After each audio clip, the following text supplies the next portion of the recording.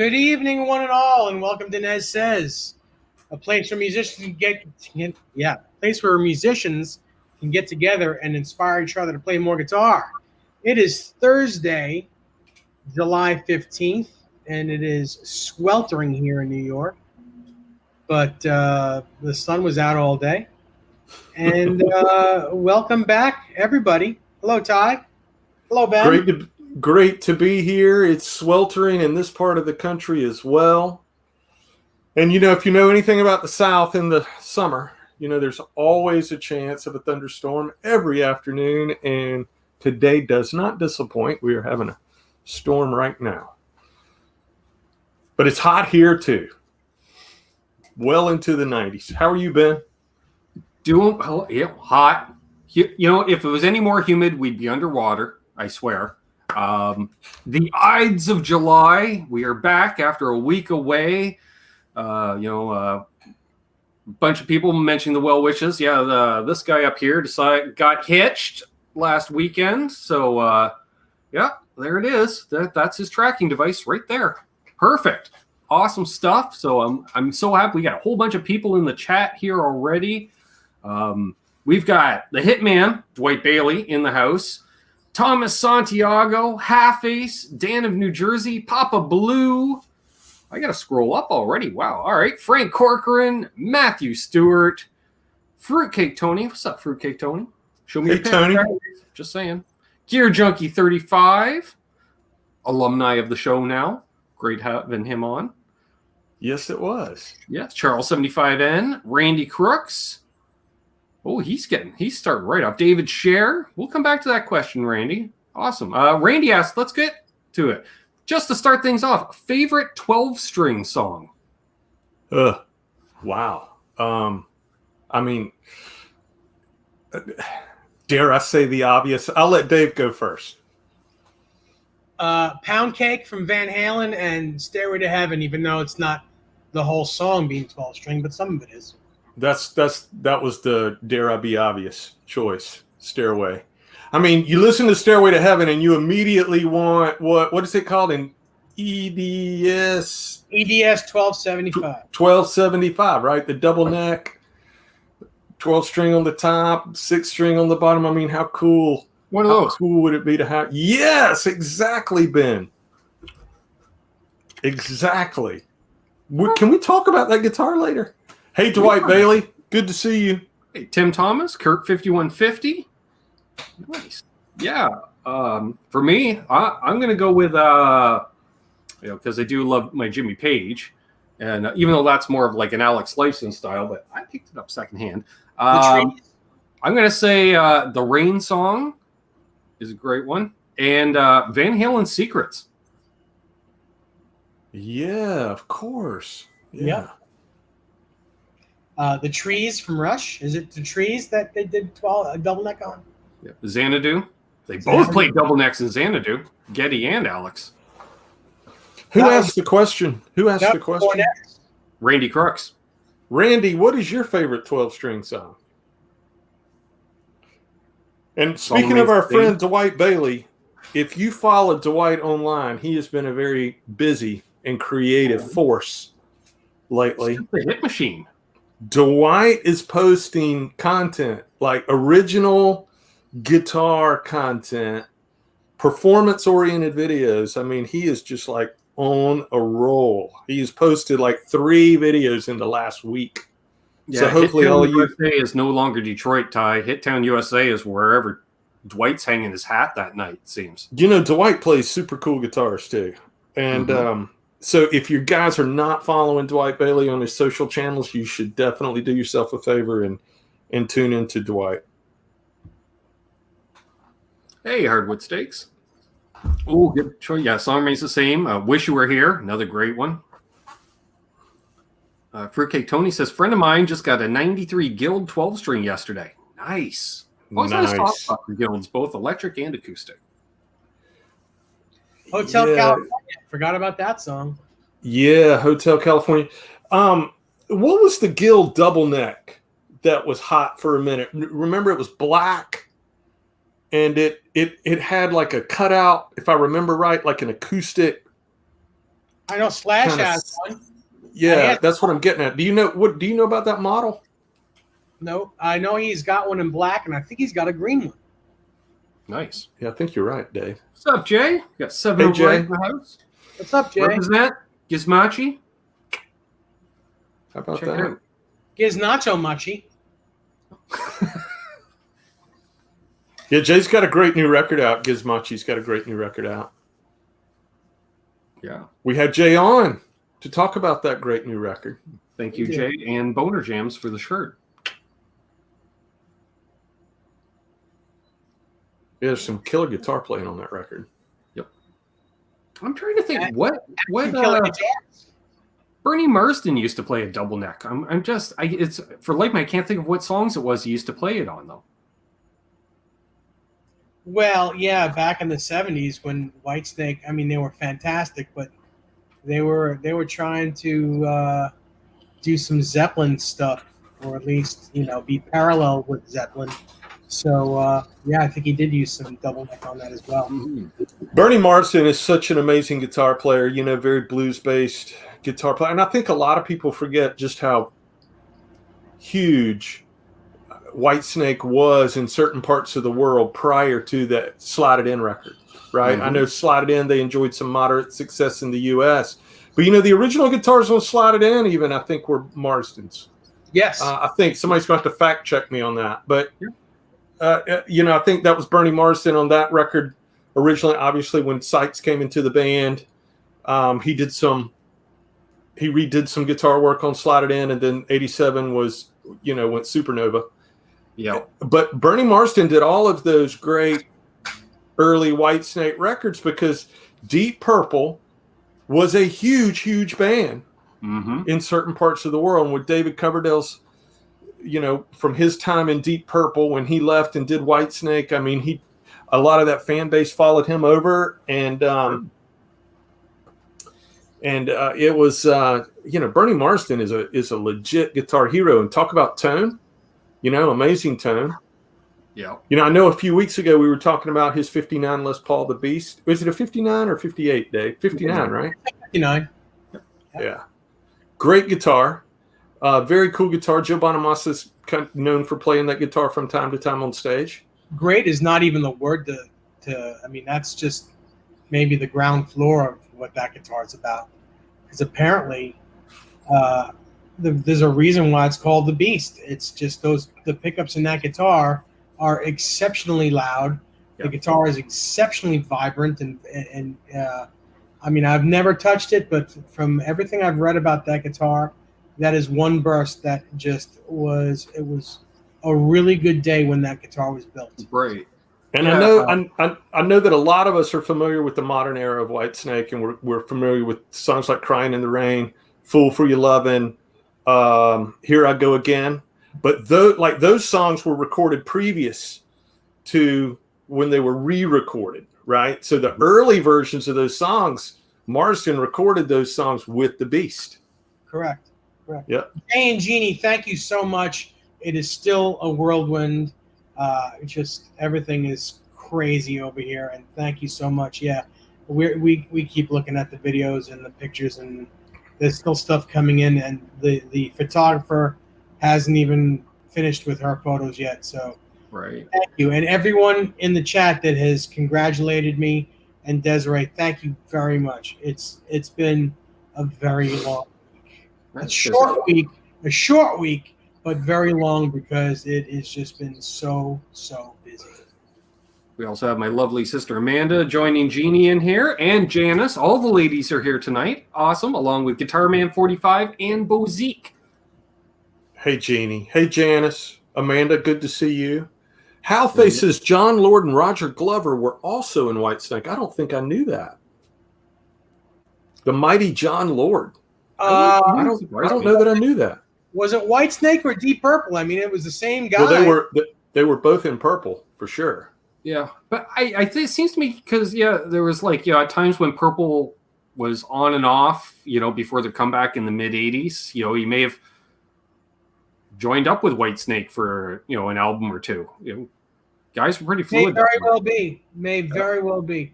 It's it's a very fine line. So Mm-hmm. John Lord just made everything he played on better. Everything. And I love what John Lord did where, he knew he wasn't doing well health-wise. So they found a replacement organ player who then they both did a tour together, so there was overlap. And then at the end of the tour, they were about to load up the Hammond B3 for him for the last time. And he turned to the new guy and he said, "No, that's yours now." And gave him that B3 that's on, everything for decades. That's nice. Yeah. Good gift. No doubt. Yeah, I thought I'm like, holy crap, talk about passing the torch, literally, I'm sure the roadies are like, can't we use a synth? But no, it's got to be an actual B3 through a Marshall stack or 2 or 4. Ben, it's a pretty good segue. Speaking of passing the torch, there was an article written earlier this week, over the weekend, about the 15 guitar bands that you need to know about, and they called them like the new wave of classic rock. And I don't think any of us would dispute that there is a resurgence of riff-driven rock and roll being built around a core of vocal guitar, bass, and drums. All the things that we love. And Guitar World identified this new wave of classic rock bands. And did you guys see this list? I'm familiar with some of the list, I'll say, at this point. And one on the list, I got to hang out with one of the bands on the list. Which was who, Ben? That would be Crown Lands, the Canadian content out of the Dirty Schwa, Oshawa, Ontario. Power duo. I was looking at them thinking, man, if I was a sleazy A&R guy in the 80s, my God, we'd be pouring millions into these guys because they're in there at that time. As I'm thinking it'd be 3 years ago, 2018, I met them.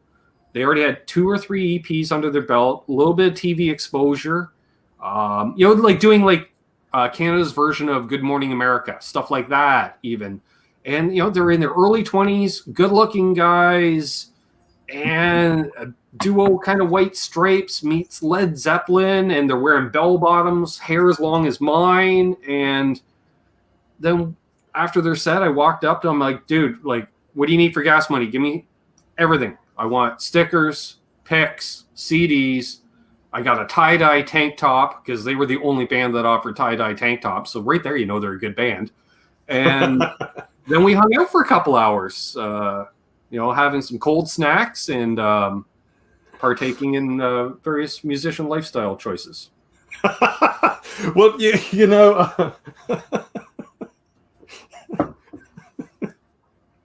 Ben. I don't know a lot about. Ty. I know you miss me.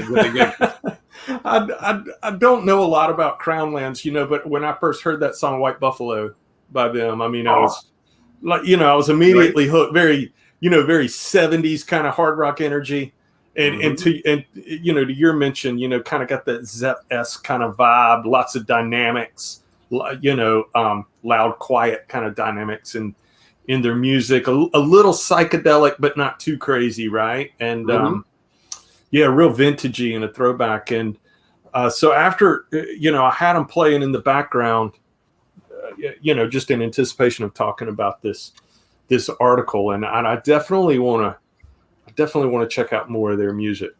You can add another band to that list, and that's Mammoth Wolfgang VH. Yes. Yeah, surprisingly, they're not on this list, and there's a few. I had heard of all of the bands on the list, but I had not heard some of these bands' entire catalogs. Like the first band that they recognized in the article was Rival Sons, and I think many of us know who Rival Sons are. They've been around for quite a while, 12 years, 10, 12 years or so. Yep. Scott Holiday, but continually growing, though. I will say, that band is still, tracking upward, we'll say. So I guess that would keep them on the list, because they say as growing bands. So Right, and another one also that they missed is Blackberry Smoke.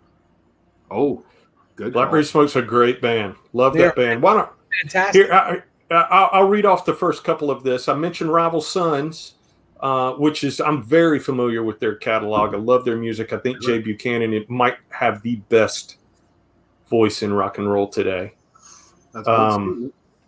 I'm not going to dispute it. That's a bold statement, but it is good. Ben mentioned Crownlands, Dirty Honey. We talked about Dirty Honey a couple of months ago on this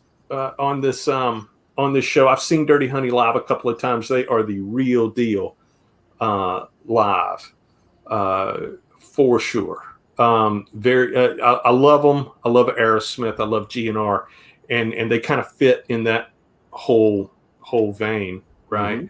Mm-hmm. Larkin Poe is on the list. I mean, I'm sure many of you know Larkin Poe from Nashville, Tennessee.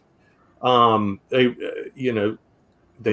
won a Grammy, or at least have received some Grammy nods. I don't know if I've heard them play per se, but I know the name for sure. And you know what? The way I see it, if we've heard of the bands, they've got some success, right? Because we're not the target demographic. We're not the 18 to 35 liquid income young urban male, or I don't know, but you know what I mean? We're old guys. They're not targeting us, but yeah, that's true.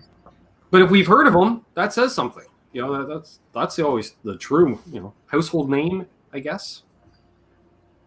Bozique says he's got to be honest about Wolfgang. Extremely talented musician, but not my style of rock, which is fine. Not bad, just not my style. And he's really got to lose weight or tone up if he wants to be a frontman. That part I disagree with. The music is that good. If his name wasn't Van Halen, I would still enjoy the music. He probably would still be really prolific in the music industry. Probably the best 90s meets 80s style rock and roll I've ever heard, because it is a bit of both.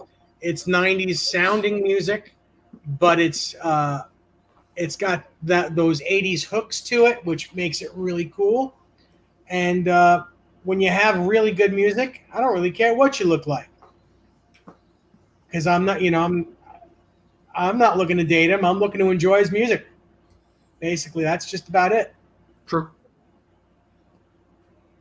Oh, Dave, there's a question from Papa. Papa's got a good question for you. Dave, where can I find wiring diagram?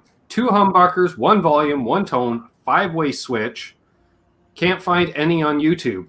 I assume you want to do it like if you're doing a 5-way switch, you want to do the super switch wiring.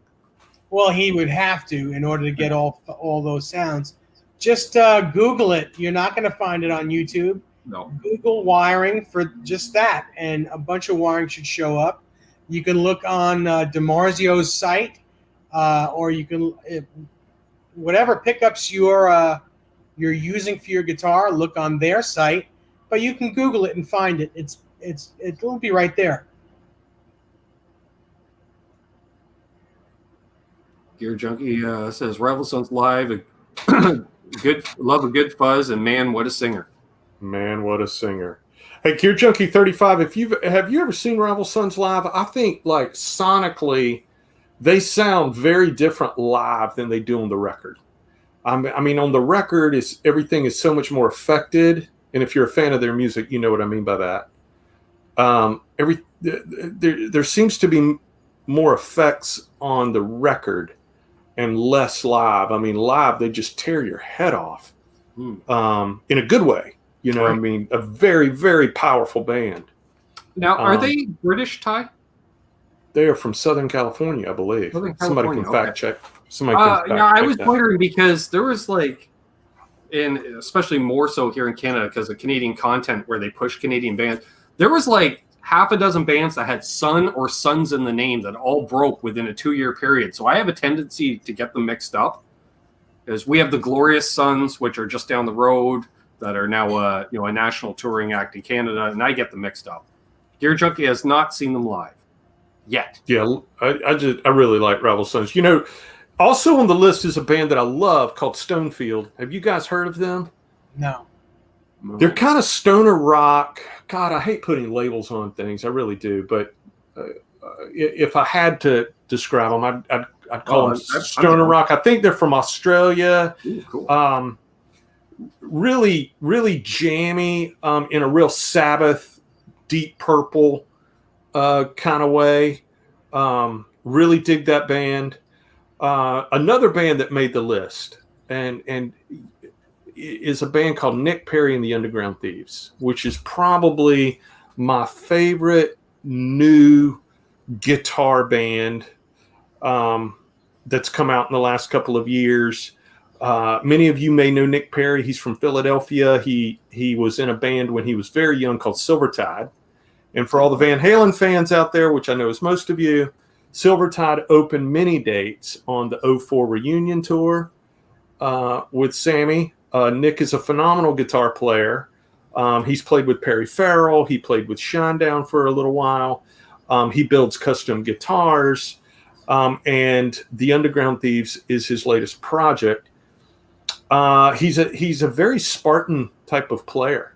It's a Gibson guitar straight into a Marshall. Absolutely amazing tone-wise. Very... Oh my gosh, his influences he wears all over his sleeves. Eric Clapton, Duane Allman, Jimi Hendrix, phenomenal. David Gilmour, even a phenomenal guitar player. Nick Perry and the Underground Thieves. Check that out. Love Nick. Tyler Bryant and the Shakedown. One of the coolest band names in rock and roll. I first saw them open for AC/DC, and they blew my mind. Graham Whitford is in the band. He is the son of Brad Whitford from Aerosmith. And he is a chip off the old block, from what I've heard. Boy, yeah, been big riffs, big solos. It's rock and roll with lots and lots of roots. Bo Zeke saw Silvertide open for Van Halen. Tyler Bryant, Shakedown. Give a thumbs up to this. Just agreeing with Kurt 5150. Give it a thumbs up if you haven't already, folks. Helps with the algorithms inside. Oh, absolutely. Please do. And click that bell if you haven't already. Click it and make sure it's set to all. Otherwise, it's intermittent. Kind of like my cable TV connection. Perfect. That's a different rant. There's a band on the list called Dorothy. Have you guys ever heard Dorothy? No, but I assume they have a retro sound with a name like Dorothy. Oh my gosh. That just sounds like some band, they released 2 albums in 71 and 72, and then they just disappeared. We don't know what happened. It's a rock act that's centered around, the singer-songwriter namesake of the band, Dorothy Martin. In fact, Nick Perry, who we were just talking about, has done some touring with her as a side guitar player. He may have a songwriting credit or two as well. Linda Perry, singer, hit maker from 4 Non Blondes, producer extraordinaire. Dorothy, fantastic female-fronted rock band. Kind of reminds me of a little bit of Grace Slick, Stevie Nicks, Ann Wilson. Fronting great rock band. The Struts are also on the list. They're for a while. They have English band and definitely one of my favorite bands. Just a lot of pop sensibility. Hooked on like this 70s kind of vibe with Slade and T-Rex. When pop music could still, rock songs could still pass for pop. You know what I mean? There was that poppier side of rock, if you want to call it that. And that's what they do. And they do it well. And I miss that in music, Oh, they do it well. I mean, they're such good songwriters. And the songs are, they're catchy, they're hooky. You listen to a Struts record and you sing the whole thing all day, right? I got to start listening to those guys. I really don't know anything about them. But Bozique says a good-looking frontman is good for business. Tell that to Creed and Nickelback. 3 of the Nickel Creed. They're all the same. All the same. Kurt loves the Struts. Yeah. Yeah, I got to listen to those guys. Yeah. I've only seen them live. No, I saw them live twice. I saw them on a small theater tour. That's right. Saw them at House of Blues in Jay's backyard in Myrtle Beach, and then saw them open for the Foo Fighters. Oh, nice. Yeah. There's a great band on this list called Joyous Wolf. You guys familiar with Joyous Wolf? No. Nope. Holy smoke, man. Okay. California band, huge sounding band. They did a cover of Mississippi Queen that kind of broke through, Nice. 2-3 years ago. It's Gibson guitars, Marshall amps. It's the sound of rock and roll. Really great stuff. I saw them open for Slash and the Conspirators. Had never heard of them before that, and then discovered them at that show, which is the cool part of music, and then dove into their records after that. Nice.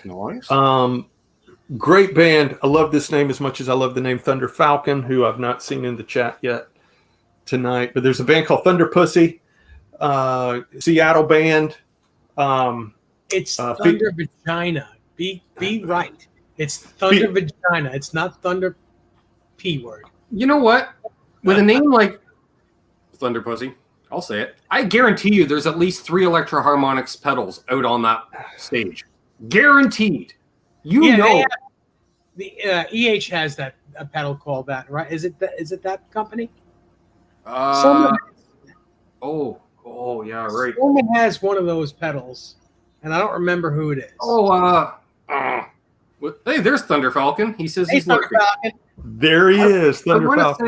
want to say BBE, was it? No. Like same company that had like the Aquapus and stuff like that. Way huge. Way huge. Yeah, they had all kinds of fun names for pedals. Well, Satchel had the Pussy Melter. That was different. That Reverb quickly kicked out of their store, I believe. Yep.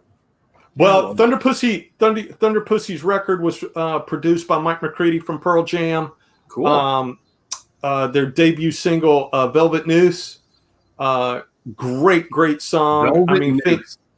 Think AC/DC and Led Zeppelin, and you'll be into the band. Huge band. Revival Black is a band that made the list. Very reminiscent of a GNR Appetite. Dare I say that? But I say that with great reverence. Reminiscent of Appetite. Big, great rhythm guitars in the vein of Malcolm Young. They're an English 5-piece band. Fantastic band. And then a band that I was not familiar with until I read the list, a band called Station. Okay. So I pulled them up online, listened to their music, definitely influenced by some 60s and 70s, 80s kind of rock. Big things to come from them for sure. They sound like if they had come out 25, 30 years ago, they'd been a hit machine. Right. Couple of other bands that made the list. The Stand Stills, very Sabbathy, Wait. Canadian band. Yeah, this is another duo, also from Oshawa. Same town.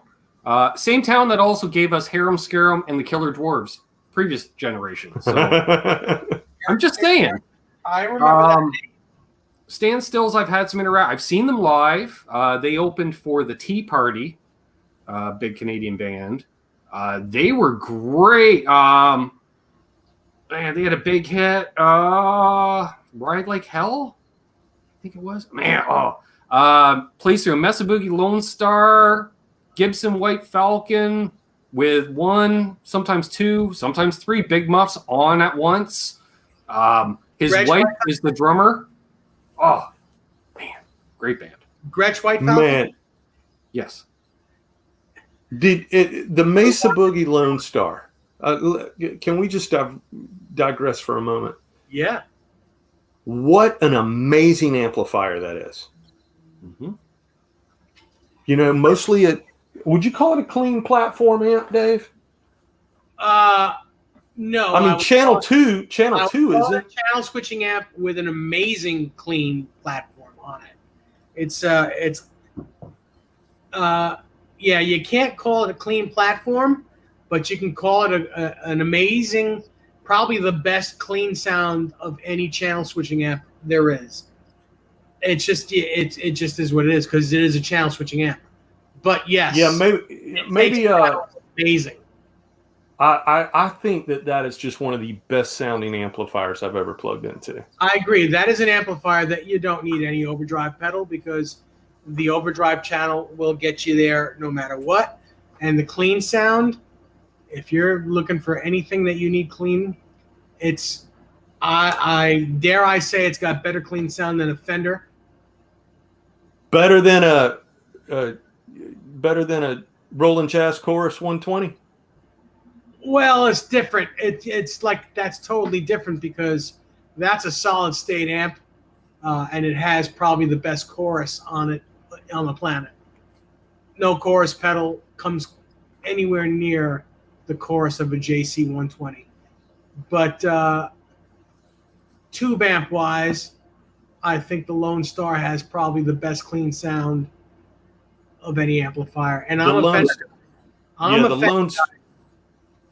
The Lone Star is an absolutely amazing amplifier that I don't think gets enough love because it's not the rectifier. You know, I mean, Mesa did such a good job with the rectifier that's where all the love goes to, right?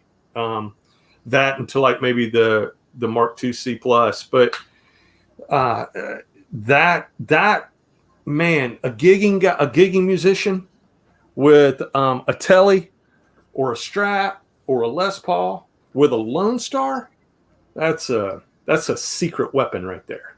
Or an Ibanez AT100 CL. Yeah. Janice, the list that I'm talking about is a list that was written by Guitar World about the 15 best new wave of classic rock bands, guitar-oriented rock bands that have come out. And if you Google it, you'll find the list. Someone mentioned who's talking about a Texas band a minute ago. And hello to Unbelievable. We're not talking about the Osmonds. No. Yeah, Charles talking about a Texas band. The last band on the list is a band that I saw in Austin, Texas, in 2019. I think it was 2019. I got real excited. I stumbled upon them by accident. They're called Black Pistol Fire. Pretty dynamic, exciting band that I came across when I was visiting Austin, Texas, and pretty amazing band. So I was really surprised and pleased to see them make the list. You can find their music online. A release that they have called Hope in Hell already has more than 1 million streams on Spotify. You should definitely check them out. They're called Black Pistol Fire, and there's I know Kurt says I love the name of these bands. I agree. Great band names. So there's a list from Guitar World of exciting new music because I'm guilty of it too. We're always complaining. Where's the next wave of rock music? Where's the next wave of rock guitar players? Where can I hear this retro classic sound, rock and roll sound with musicians that are competent with their instruments? Where can I find it? Well, here's 15 bands for all of us to sink our teeth into. Yeah, and I want to clarify that Stand Still song I was thinking of is called Orleans. Great track. And they also do a wicked cover of Black Betty. Just saying. Oh, you know what? I actually like that song. Mm-hmm. You said it was called Orleans, Ben? Orleans. Yeah. Bozique, I appreciate everything you're saying, and this is the last thing I'm going to say about this. But how's your record coming? And are you opening for Guns N' Roses? That's all I got to say. I don't care how fat he is. I'm trying to think. I will say the festival where I met the Crown Lands, and this is for any Canadian viewers, I saw them at Voodoo Rock Fest, which is an independent music festival for up-and-coming independent bands, original music for the most part. They bring in a couple of tribute bands each night to headline the show. My buddies in the band Sleazer, which is a Weezer tribute band, they're co-headlining one of the nights, opening for a Foo Fighters tribute act, which could be fun. But Standstills have played that festival. Crown Lands have played that festival. I want to throw out Last Bullet. Great band out of, I think the Toronto area. I saw them that day. Very GNR, Ty. Very GNR. And, you know, when I go to this festival and I'm seeing these, I say kids because a lot of these bands, they're in their early to mid-20s. And they've got that GNR feel, that Aerosmith feel, early Motley Crue even. And I'm just like, there's hope. There's a lot of hope in the music because I'm like, if anyone gives these kids a chance, like, man, they were so good, Ty. Uh-huh. I wish Absolute Mayhem was here because he goes to Voodoo Rock Fest every year. And I scored him tickets that one year, and he's been going back ever since. So Kurt 5150 says the guitar industry took a dip a few years ago, and now it's on the rise, up like 80%. Do you think we'll see more guitar-driven music soon from the shift? Well, yes. I mean, good question.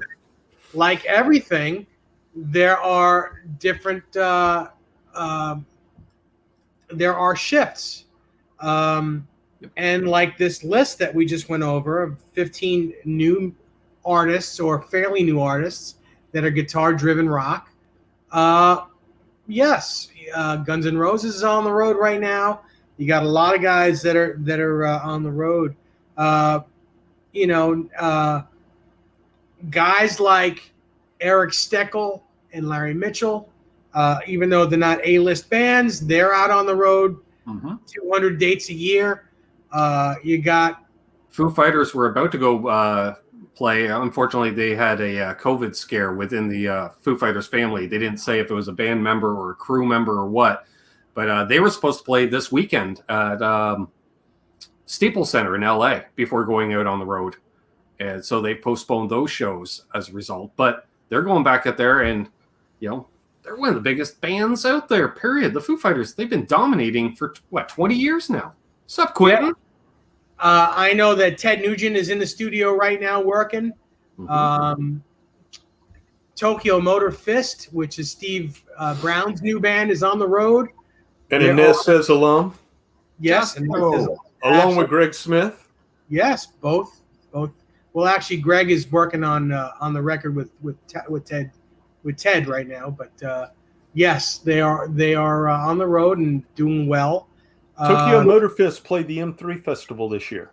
They did. Just a couple weeks ago. Absolutely. M3, let's talk about M3. There were lots of bands. Yeah. Kix was on that. Night Ranger kicked ass on it. They were great. They were excellent. They were fantastic. That's a great event.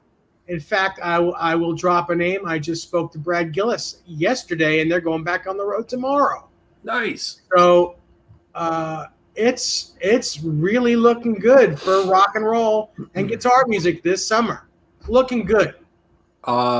Due to the hiatus that every band had, I saw recently, and they're adding to it. They're going up for one more round, I think they called it the last call round or whatever. But Leonard Skinner's going to be going back out on the road for one last huge tour before calling it quits once and for all. Talk about guitar rock, right? Oh, yeah, forget about it. I know. They're fantastic. And you know who's opening a lot of those Skinner dates? Oh, Tesla. Cool. One of my favorite guitar bands. Yes. Oh, now that's a show. Tesla and Skinner. Won't that be cool? Mm-hmm. Yeah. I just finished. Go ahead. I just finished in 2017, and dude, close your eyes, and it was so close to the records. Like, I was shocked at, like, they're just pulling everything off, and and the band is all big and bloated. They got 3 guitar players, a singer, a keyboard player, a drummer, a bass player, and 3 backup singers. Perfect. Jasco Plumbing. I was supposed to be up there Monday night. I didn't get to go because I was exhausted and actually a little sick. But I heard that Larry and Eric were fantastic up at East Chester Music. Mm-hmm. I hope you had a great time. Marshall Stacks says this. Oh, Marshall. Well, yeah. Good to see you, man. It was nice to meet you a couple of weeks ago. Appreciate you tuning in every week. And yes, I did. It actually came for me today. He was very nice in sending me this kind of rare collector set of Slash Ernie Ball. It's like a collector tin. Oh, cool. Of, how do I get it in the camera? Of some Paradigm signature strings right here. Oh, I love the Paradigms. Love them. Is that how you say it, Paradigm? 11 to 48 in this nice little tin. 11 to 48 Ernie Ball is what I put on Les Pauls. I got them right on here on this guitar. I have on my Black Beauty, the 11 to 48 and 11 to 49. They are fantastic. Fantastic. Yeah, these are great. Thank you for this, man. I really appreciate it. It was really nice to meet you. And yeah, we've done some lessons together, and been teaching him some. I've taught him two solos. I taught him the Night Train solo, and I taught him the Slither solo. So we worked on some Slash bits, but I'm not sure who should be giving who lessons because he is a pretty fantastic guitar player. Nice. 5150 Fly Guy, good to see. He says, be aware that Brad Paisley is playing Hot for Teacher live. Every show, he nails it too. I bet. Brad's a hell of a player. 5150 Fly Guy, I think this may be your first time here, and I've known you for 5 years. Well, welcome. Nice. That's a great name, 5150 Fly Guy. Hey, Jasco. Mm-hmm. It's great seeing Jasco in here. It is. Bozique likes those strings too. Yeah, Bozique, man, they're amazing. I just got they just came upon me, and man, they are fantastic. I have to thank my buddy Pete Musillo at Music Zoo. He's the tech there, who said, "Hey, man, check these out. These happen to be my favorite strings." And I just kind of went up to 11s on all my Gibsons. And he's like, you need to check these out. And thanks to him, they're fantastic. Yeah, I use the Purple Pack. I've been using the Purple Packs on Les Pauls for, especially when the Les Pauls are tuned to half step down.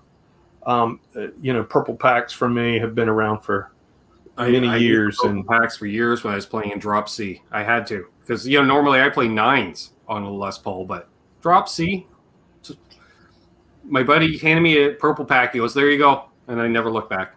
Ben, when on Les Pauls and you're playing 9s, are you tuned standard? Yep.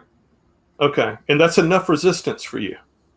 Actually, it's funny. I went from 9.5s to 9s, back to 9s on my number 1 telly the other day.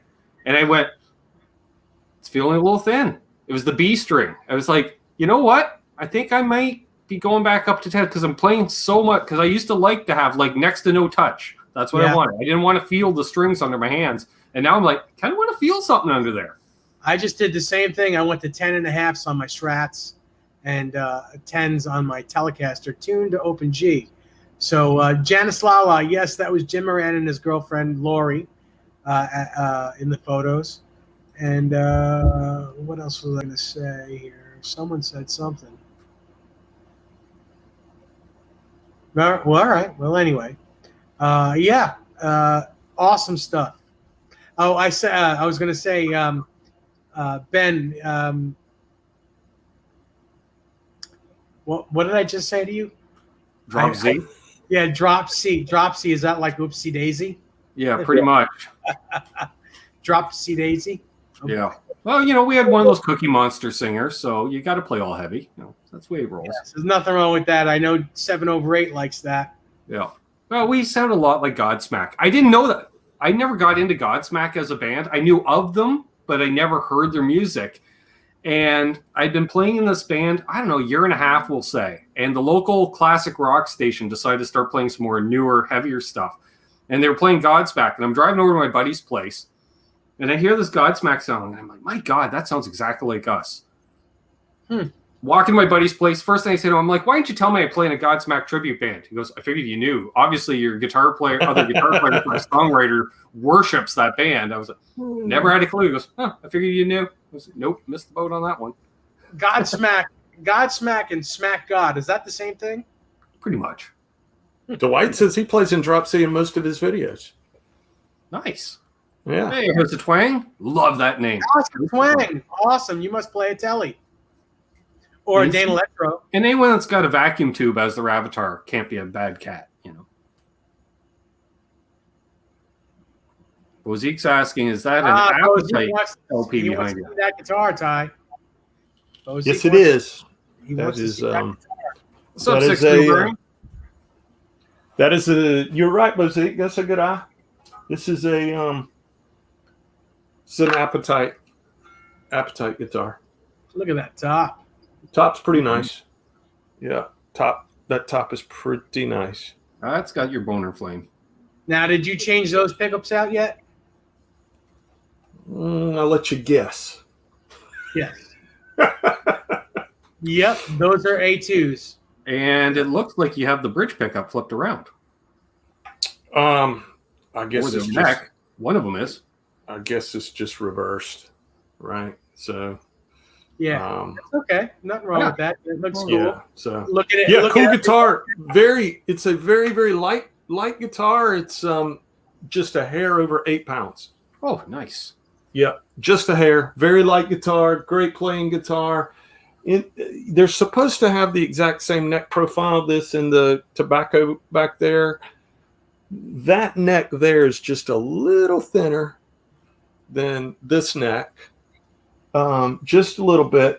Gibson, I'm gonna keep saying it until I don't experience it. But whatever they're doing right now, they're doing it really, really well. Very, very, very pleased with these USA-made standards. They rival. I'm not going to kid you. They rival my custom. Now, my Gibson custom shops are older guitars.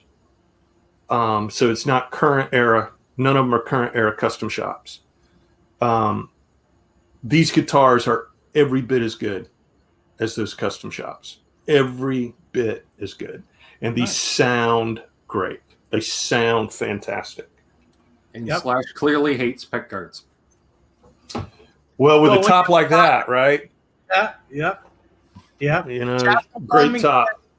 Dave, Ben, and Ty, have you tried the bare knuckle mules in a Les Paul? They are really great.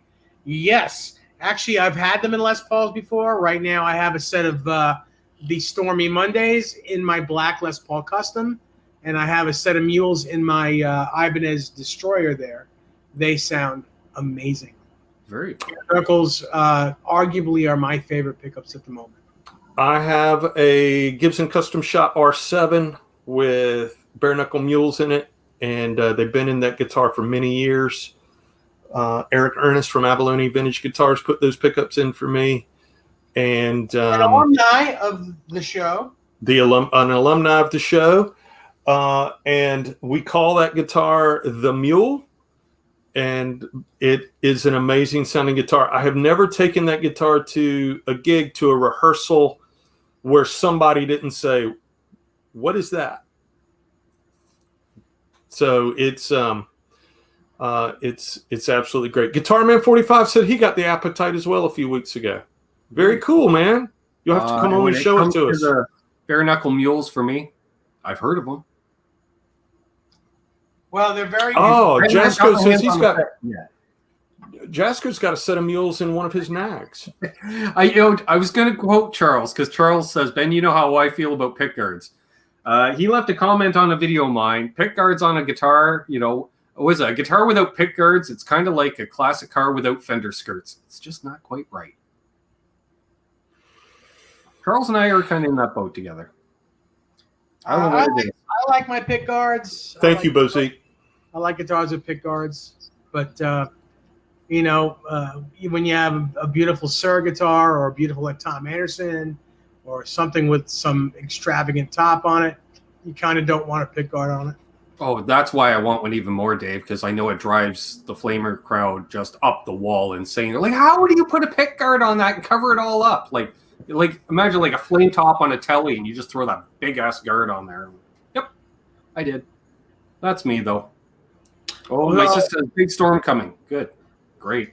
I just got an email from my buddies at 30th Street Guitar on Monday, and I do need to tell you that my telly body is painted. They're just in the middle of relicing it now. This is going to be the Robin Ford telly, rosewood fretboard, like in 1959 or 1960. My phone just went in the garbage. That's sure. That's why we have Apple Care.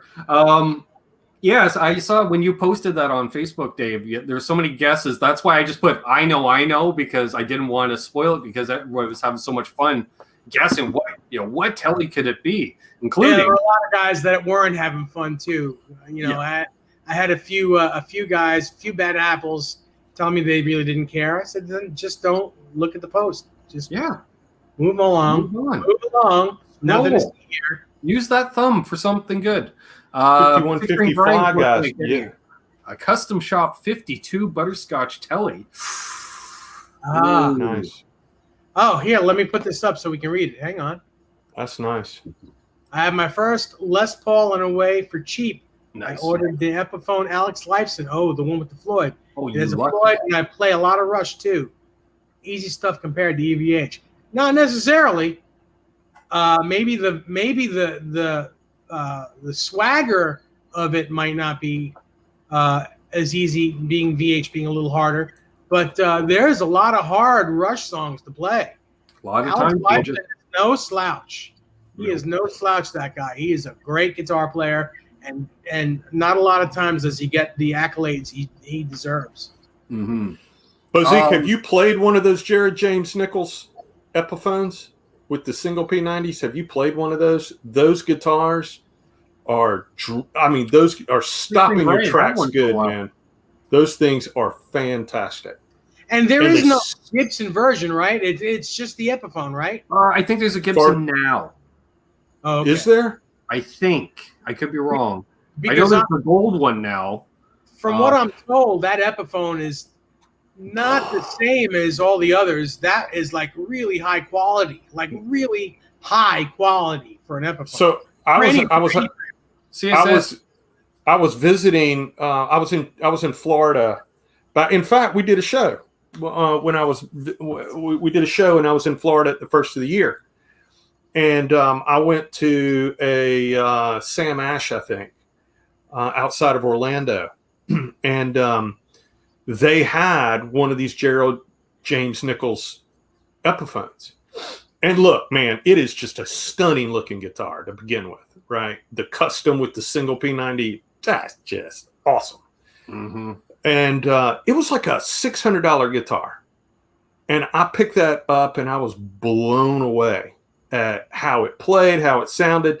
And I plugged it in and my son was with me, and he's 17, so everything you do around a 17-year-old kid, you embarrass them, right? Oh, you're right. And as I'm playing that guitar, I'm having so much fun that the volume on the amp just kept getting a little louder and louder and louder. I just kept turning this up, right? And I was plugging it. It does it on its own. I swear, Ty, it happens on its own, right? You didn't touch that knob. I was plugged into one of these little super reverb reissues, deluxe reverb reissues, right?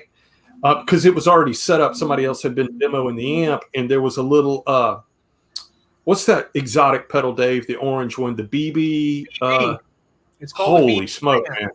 That guitar into that pedal in that amp. Oh my God, it was it was shake the wall. I mean, it was amazing. I was embarrassing my kid with as much fun as I was having. So it looks like it's only the Epiphone, according to Brian. And Brian, yeah, he had one for a while, I remember. It's got a Seymour Duncan P90. A couple of guys have mentioned. Nice. Thunder Falcons headed out. See ya. Bazika comments, the Epiphone glossy necks feel more sticky, I suppose, as compared to the Gibsons. Well, one's got poly paint and the Gibson has nitro. This is sticky. I mean, it's glossy, but not sticky. Right. But again, it's not poly. This is nitro. So Yeah. My complaint, 3600. What's up? my complaint about the back of a Gibson neck has been the same complaint I've had for ever and ever and ever. They get sticky for me. Yep. And any player that says that doesn't bother them is kidding them. Yes, you're bothered by it. You just don't want to admit that you're bothered by it. That is the one thing about the Gibson that just gets on my nerves, is that the more I play the thing, the stickier it gets, to the point where I bought some of this. It's not in this room, but I bought that little Jim Dunlop guitar cleaner, right? Yep. And it's to the point where I spray it into a rag, a little microfiber rag, and just set it down. And I walk over and just pick it up and wipe the neck off, put it down and play more, and then wipe it off and to keep cleaning the neck. And I have to do that, every 15, 20 minutes or so. So funny that you should say that, Ty, because we all know my buddy Dennis Del Gaudio, right? So he has either traded or sold all of his guitars that have satin or unfinished necks for glossy neck guitars, because he likes the fact that there's a little bit of fight there. He actually likes it. He likes it better, and it doesn't hurt his hands. Whereas I sand down my necks at least to a satin on a lot. Everything is glossy. He sold me his Jazzmaster to get one exactly like it with a full-on glossy neck. Every one of his new Gibsons, none of them are VOS. They're all glossy. He likes the glossy, and you know what? I've tried calling bullshit on him forever, and it just works with him. He likes it better. Kurt, I think that's what it's called, Formula 65. It's like a black bottle with an orange label. I think that's what it's called. It works really well. It's really good stuff. What's up, Crazy Cook? Funny, I think I saw here, what was his name? Santa Cruz 3600 got an EVH Frankie Relic today. He's super excited. I would be too. Cool, man. That's an exciting guitar. Oh, Dave's got the whole gift set. I got it. Oh, that's it, Dave. That's it right there. It's good stuff. I'm going to start using it. This was actually a wedding gift. That's a cool wedding gift. Nice little wedding. It was from my wife. Yeah, she bought it. She's like, I'll just add it to the stuff. Okay. I think that, Bozique said satin necks are better, in my opinion. I agree. And I think, I think what ruined me, this might sound silly to some people, but I think what really ruined me is, man, when I first got my hands on an Ernie Ball, gun stock, oil, unfinished kind of neck, I think it just kind of ruined me for everything else. Even though, my favorite, I love the tone of a Les Paul. I like the way the Les Paul hangs on my body. I like Les Pauls, right? So I like Nags guitars. I like PRSs. I like those styles of guitars, but the best necks in the whole world are made by Ernie Ball, Music Man. And those necks I think you need to play a Les Paul with a sanded neck once, Ty. Well, I did, but it had a bullseye graphic on the front. Oh, well, Too bad. And I couldn't take it anywhere. So. True. Having a bullseye on the front of the guitar put a bullseye on your back, didn't it? Oh my gosh, man. Yeah, but boy, was the neck awesome, Dave, because it's a maple neck, right? So obviously it's an ebony board, but the neck is maple. I've played them. They are very comfortable. And it's unfinished. It's genius. a lot of my burst is unfinished because the glossy finish has just been worn off. But yeah, it's nice, and even any gloss that's still on it, it's very worn down. It's just the most comfortable. You know, guitar on the planet. six string Brian says custom shop telly necks are awesome, sanded and smooth. I agree. The custom shop Strat neck that I have, which is roasted maple, is pretty sick. I have an unfinished Pal Faro neck on a Suhr guitar that is completely insane. I've got a roasted maple Suhr neck that's unfinished that is completely insane. The feel of that neck is just silly. And then the EVHs, Yeah, fantastic stuff. a lot of my guitars up here are unfinished, and in the rack back there, just even my Fenders are all just the Gibsons have finish on them really, but you're right, the unfinished necks are just you can't beat them. They're just so comfortable. What happens when you have gigs outside? They're perfect because you don't get bound up. It's amazing. Dave, that 09 Wolfgang that you found for me, that EVH, that's as good a neck as I've ever had on a guitar. Yeah. I mean, it's about as raw feeling of a neck as I've ever had on a guitar. Yeah, they're great. They're very extremely well made. Again, anything with raw wood on them. When I order a neck from Musicraft or Brutala, I always get them unfinished. I don't get satin finishes or anything. I don't care if it voids the warranty. I know how to work on necks, so I don't have to worry about that. But the neck is just so comfortable. That Green Meanie neck I have, all unfinished. It's fantastic. It's just probably, if you pound by pound, probably the best feeling neck I have in this room. My original 1982 Charvel with the hot rod flame finish, also unfinished, amazing, just amazing stuff. Bozic, it's a USA. It's a 09 USA. Dave, Santa Cruz 3600 has a question for you. What do you guys think EVH puts on the Frankie neck to make it aged and smooth? Honestly, I don't know. It's probably a lot of dirt. It could be it could be anything. I'm not there watching them do it. They sand it with up to. God, that felt like I'm just trying to think. Like if it was just as smooth as like a Music Man neck, so whatever grit sandpaper they use, and then essentially it was the same process with an oil finish. Because yes, it's probably dust. It could be graphite shavings in oil, and they just put it on a rag, and then put it on the neck and let it dry, and then sand it, then redo it until it gets nice and dark. It could be anything. I would tell you how I do it, but then I'd have to. Well, I'm not going to say that word, but I can. It's a trade secret, but I don't think they do it the same way that we do it here. But I've played one of those EVH Frankensteins, and my God, what a great guitar! $1,800 and really well worth the price. Yeah. Well, ridiculous. Crazy Cook asks, do you guys ever modify the necks on your guitars or leave them how you buy them? I think I've modified most of the necks on my guitars, because if it's got a gloss finish, I like to at least kick it down to a satin finish. Same thing Kurt uses, 4-knot steel wool. I called Dave and asked him to flatten it for me.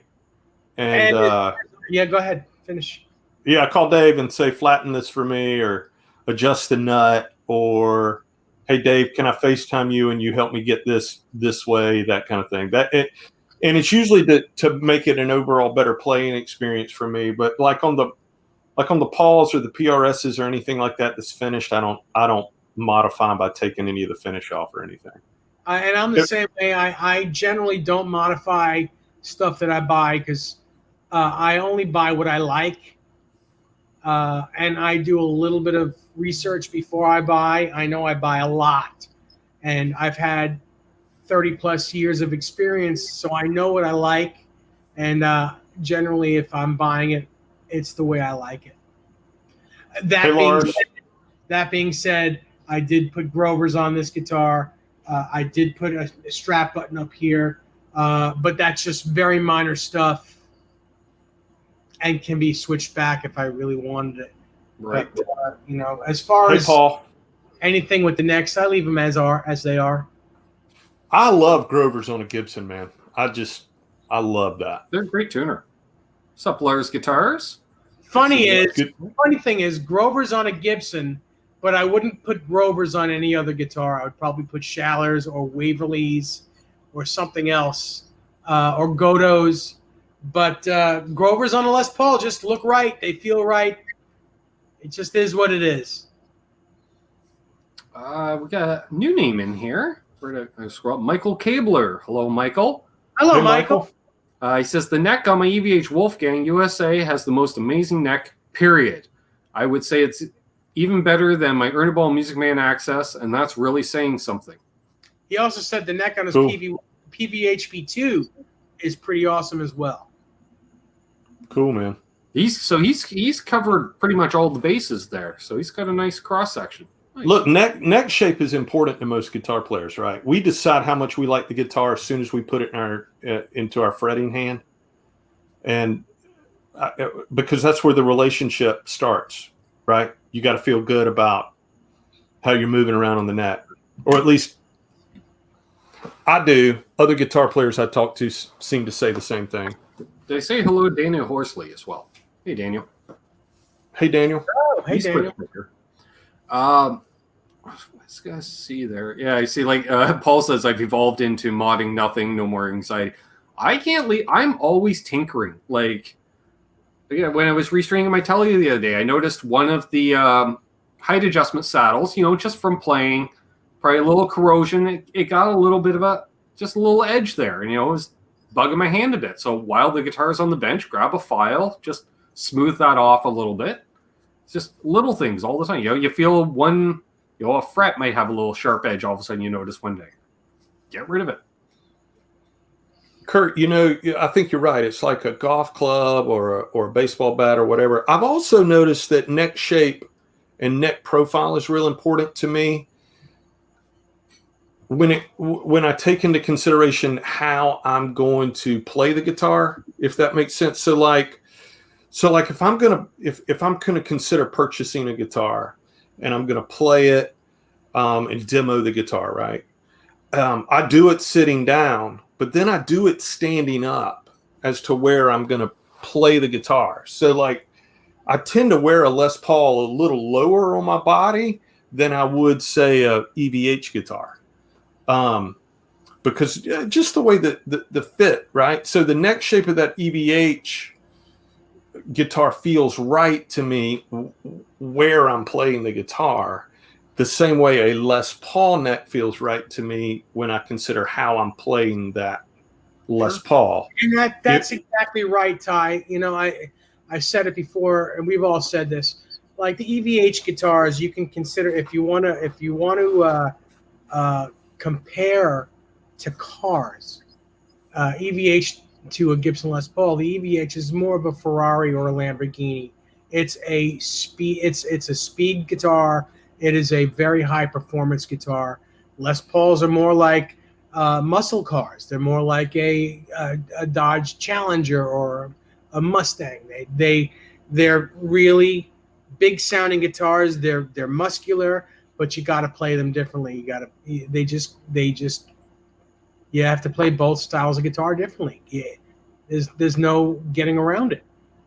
So if you're a guy that plays live or aspires to play live, the next time you go to a music store to buy a guitar or to test a guitar, make sure you play it sitting down and standing up. It's super important so that you understand how that guitar feels when it hangs, right? So some guys don't play the guitar sitting down ever. They play the guitar standing up because that's how they're going to actually use the guitar. I just recently started this week playing standing up because I realized I hadn't played standing up in like a year and a half. because I haven't played outside of this room basically in a year and a half. So I was always sitting. I'm like, no, I got to get back into standing because it's more of a workout too. Well, it also affects your overall technique too, right, Ben? Yeah, well, So- that was it. I was like, I had to adjust the strap because where I used to play was much lower. But now, because I've been sitting for a year and a half playing, I need the guitar up much higher to still feel comfortable because Yeah. your wrist doesn't feel right being as low anymore. Yeah. So, Like Unbelievable says that he plays sitting down because he's got a shoulder issue. That's totally cool. I get and that. so if he's going to buy a new guitar, he doesn't need to demo it standing up because he's going to play it. He's going to always play it when he's sitting down. But Ben, what's interesting though is if you play the guitar sitting down and not standing up for a year, your right hand changes. The position of your wrist seems to change. I'm the kind of person that'll develop bad habits, doing something like that. So I have to constantly remind myself to What's up, Eduardo? stand up. Hey, So Eduardo. Jasco has a really good question. Do you think there's a disadvantage to owning a bunch of guitars rather than really getting to know just one or two? Well, yes and no. There are two different camps.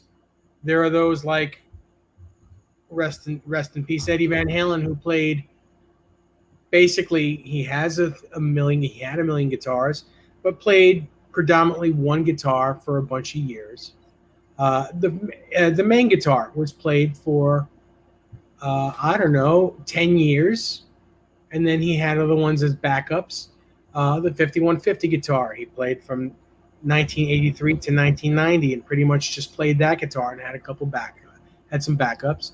The Music Man 1990 to 1995 with a couple of backups, but pretty much everything you saw was that guitar. Then the Wolfgangs, and when he started playing Wolfgangs, he started playing more than one more often than not. So, it stopped at a certain point, and then, like 1998, he'd play that Sunburst, then he played his Purple. Then when they went to Japan, he played that Special that was striped. He played a lot of different ones. He played the green one in 2004 and the cherry one in 2004. Played a bunch of different ones. And then the same thing with the EVH brand until he passed. But and then there are guys that change guitars every song, like Joe Bonamassa, the guys, Mike Campbell and Tom Petty. I was just saying, when I saw those guys live, Tom Petty live, literally Tom and Mike switched after every song. Even when Tom played acoustic 3 songs in a row, he played 3 different acoustics. Correct. I mean, there are two different guys. And I think that if you're a good guitar player and you know how to adapt, you can be comfortable on a big neck as you can be on a very thin neck. Sure. Bonamassa once said, someone had asked him, how long does it take you to get comfortable between a 1959 Les Paul neck and a 1960 neck? And he said, as long as it takes Anton Fig to count 4 to the next song. Nice. So if you're a good guitar player, you can do it. Sure. Jasco, I tend to think that, and I can only speak from personal experience, and I was having this conversation with some friends a couple of weeks ago. I think I play better if I can play the same guitar all night. Mm-hmm. I think my playing, maybe it is, maybe it isn't, but I perceive my playing to be better if I play the same guitar all night. There's something to be said about that. Sometimes that's pretty challenging. Yep. But like if I'm doing the tribute gig, I always go into the night that I'm playing this guitar all night long. So the first guitar that I pick up, I'm going to try to finish the night with that, like on the tribute. And the only time I'll change is if I break a string, which rarely happens, honestly. And I play Ernie Ball. I'll say for me, I like the variety because I find if I play a variety of guitars, I'm able to keep playing a variety of other guitars without any issue, just picking up whatever. Whereas if I play nothing but a Les Paul for a week or two, all of a sudden I was like, oh, this Fender feels really weird. All right, well, my lights are getting dim. Perfect. Mhm. Must be the storm. So, for me, please forgive me for sounding like I'm going to be pompous because I'm not. But when I buy a guitar, and I know I'm going to be gigging, I buy two of the same guitar, maybe different color, but two of the same exact guitar, so that God forbid I do break a string, I've got a backup that feels, if not exactly the same, very, very damn close to it. So yes, there's something to be said about playing one guitar all night, or two or however many you have very similar guitars to stay consistent. Yeah, but if I'm doing like a country gig, I can't play the same guitar all night. I gotta make a change. But what I will try to do is have a guitar that I can play 75% of the night, and then maybe the second guitar is my 25% or 70-30 or something like that.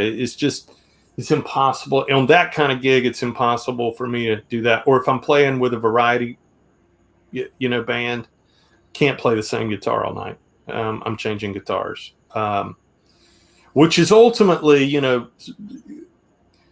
not the story we wanted to get into, but which is ultimately the way I found PRS guitars in the early 2000s, was because I wanted to be able to play in this variety band context with one guitar most of the night, and I went to PRS because I felt like at the time PRS was producing a guitar that could kind of get that done.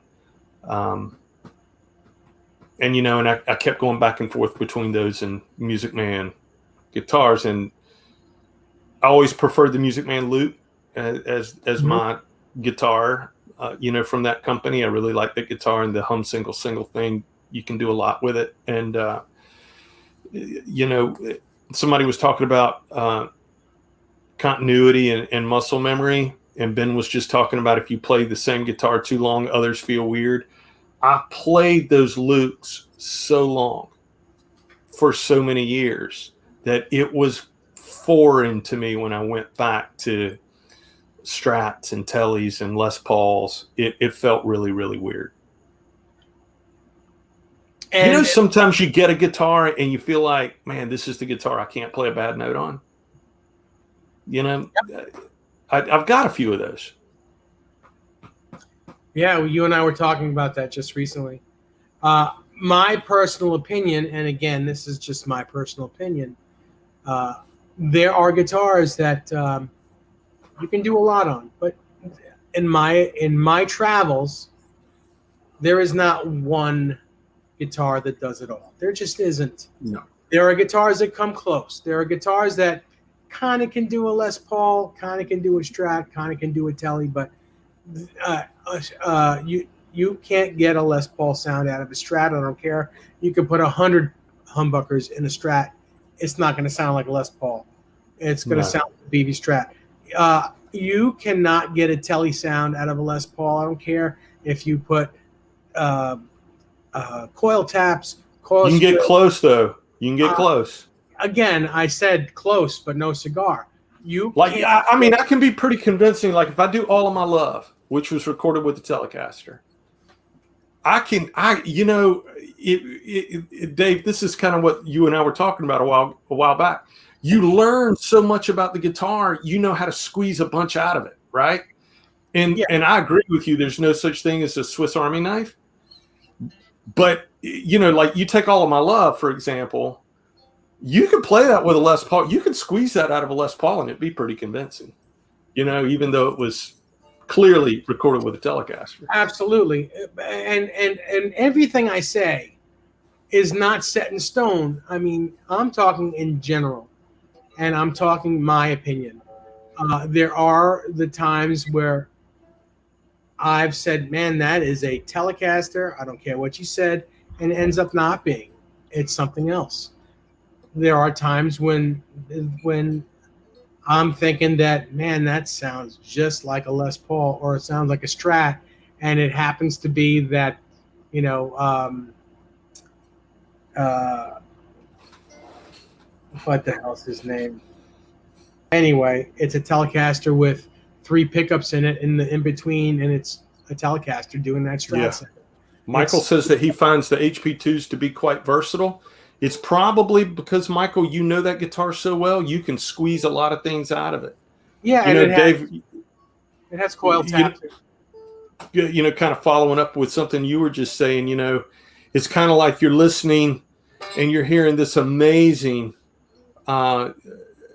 soul singer, right? And you realize it's just Derek Trucks playing an SG with a slide. Yeah. You know, I mean, he's got the most vocal quality to his slide playing of any player I think I've ever heard. Correct. Ben Tom, yes. Brent Mason, I couldn't think of his name to save my life. What's up, And Tom? that's crazy because he's always on my mind.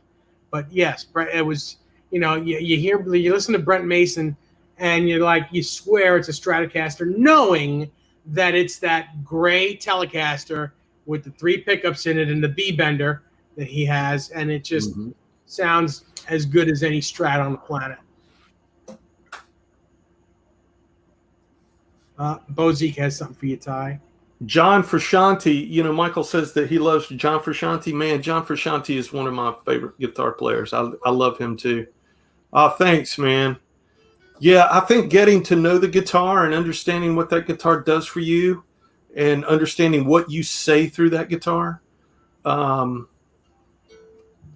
think that's part of being creative and being musical, right? So, like, if I ask Ben, what's your favorite guitar? It's probably that one sitting in his lap, right? And that's going to be his go-to, because I really appreciated what Randy just said. You know, he thinks a Les Paul Italian Strat can cover just about everything.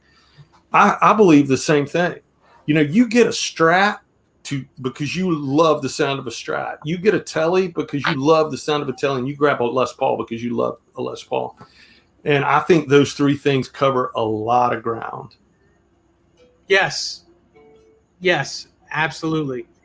And then, you know, Hey, Tom. For shits and giggles, you have something with some sort of locking tremolo on it, so it stays in tune. But other than that, you're absolutely right. Strat, Tele, Les Paul, really all you need. And I know that I'm hypocriting myself right now because I've done a video where I said you need all these guitars, and really, honestly, you don't. No, you need the guitar that's going to make you the best player you can be. That's the guitar you need. Right. You don't need the guitar. You don't need the guitar that I like. You don't need the guitar that Ben likes. You don't need the guitar that Dave likes. You need the guitar that makes you the best player. Mm-hmm. Honestly, you've all probably seen all the guitars that I have in this room, and I'm sitting here still with this one P90 guitar because honestly, I haven't been able to put it down. It just sounds, feels, and reacts. It's amazing. It's not a one-trick pony. It really is fantastic. That volume knob and that tone knob has a million different sounds in it. Yeah, I love the sound of. Paul says the same thing. I love the sound of P90s, man. Oh, Michael, Vivian Campbell, man, you and I are kindred spirits. I can tell already. Vivian Campbell, favorite sound on a Les Paul to me.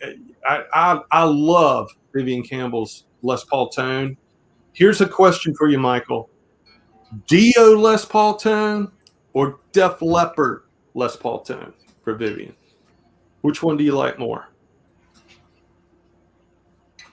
Yeah, House of Twang, he loves his P90 guitar as well. Mm-hmm. Me too. I mean, Dio is always going to be the best Vivian Campbell sound because now, I mean, Vivian and Def Leppard, he's playing for the song, and he's kind of like a tribute guitar player. I know he's been in the band longer than Steve Clark, but he's always going to be the new guy or the guy that is trying to sound like Steve Clark, because that's the Ronnie Wood of Def Leppard. That is the sound of Def Leppard.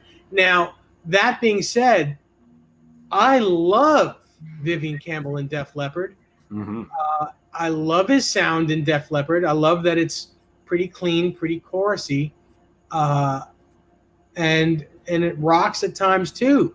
But basically, in Dio, I think he was more of a guitar god, and in Def Leppard, he is more of a hit maker with a huge guitar tone.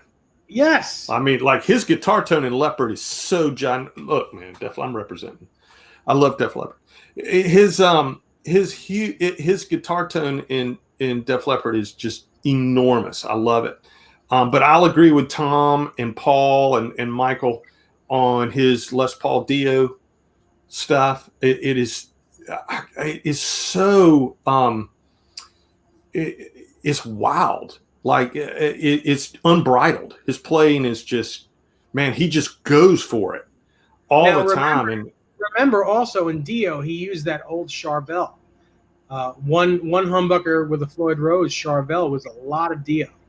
He did, but he started with that black Les Paul with the zebras, the one that he's playing in Last in Line right now. God, I wish he used that guitar with Leopard. You know, I love the sound of that guitar. His Holy Diver guitar. Mark Dillon tuning in from The Rock. Awesome. Hey, Mark. Oh, Area Pro 2s, man. I remember those guitars very well. Mm-hmm. Gear Junkie 35.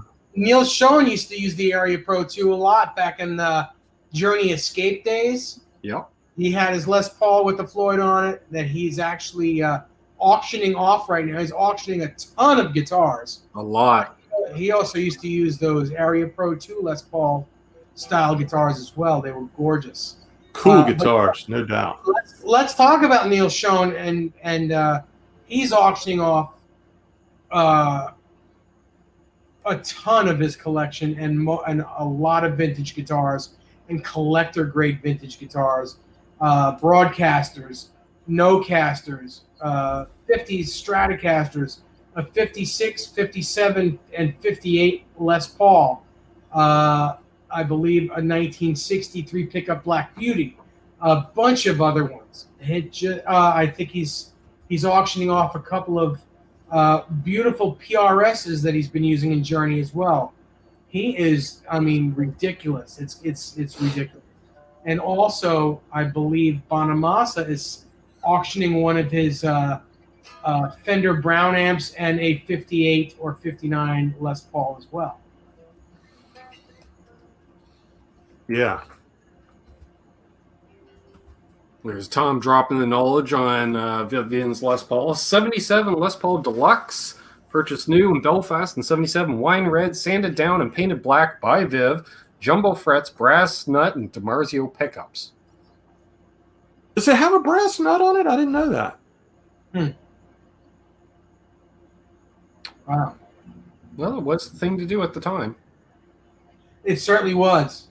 I mean, all the way up through the early to early mid 80s, like 84, people were putting brass nuts on their Strats and on their Les Pauls all the time. Yeah, You know, one of my I did it. Yep. I had one. I had to replace the nut in my 71 Telly when I got it. And so I gave it to Richie. I said, I got to put a brass nut. Got to do brass nut. Old school, old school. And he gave it to me about 2 weeks later. And he's like, I am never installing a brass nut again. Do you know? Because he removed all the material to lower it by hand. No power tools. He's like, I've been sanding this nut for 15 hours straight. It's like, I can't do it anymore. Marshall Stacks wants to know what straps you use with your Les Pauls, Ty. I'll show you.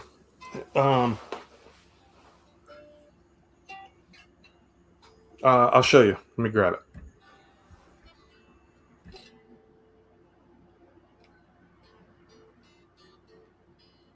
Okay, you get a Telecaster with a single P90. Where do you put it? In the neck or the bridge position, and why? Charles 75NS. Well, I always put if I have a one pickup guitar, it's always going to be a bridge pickup because you can always use your tone knob to do this to it and make it sound like a neck pickup. but Yep. you can never make a neck pickup bright enough. No. And for God's sakes, don't just put it in the middle. Hey, Sean Zimmerman. Hey, Sean.